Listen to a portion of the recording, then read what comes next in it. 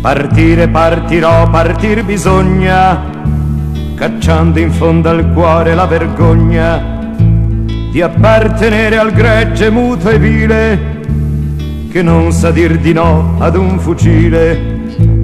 Partire partirò è un cappellano con un sorriso mesto nella mano, mi porgerà un'immagine e un addio nel nome intemerato del buon Dio.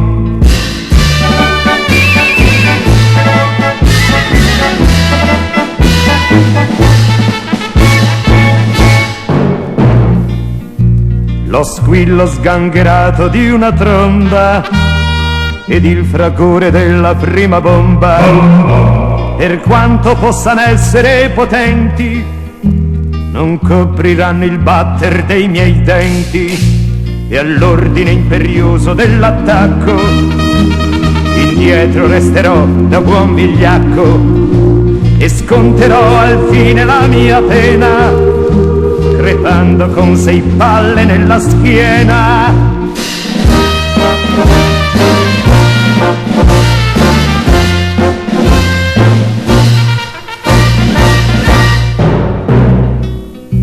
Andrò a ingrossare la nutrita schiera di quelli che aggrappati a una bandiera son morti bestemmiando di paura ad occhi chiusi in una notte scura.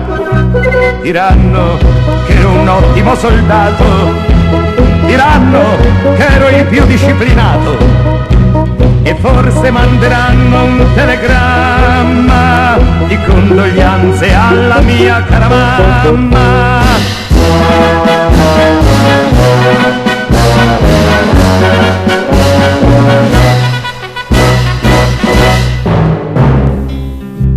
La gente del mio piccolo paese concorrerà orgogliosa a quelle spese che serviranno un giorno a immortare il nome mio nel marmo di un altare, e forse mi faranno un monumento che sfiderà la collera del vento. Il busto eretto, i pugni sul fucile, lo sguardo fiero volto al campanile.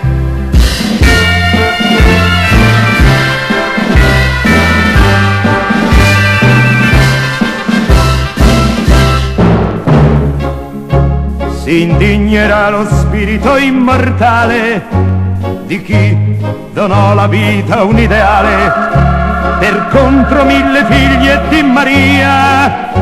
Mi crederanno santo e così sia.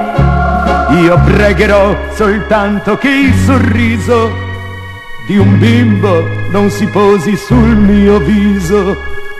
Il marmo può arrossire di vergogna, partire partirò, partir bisogna.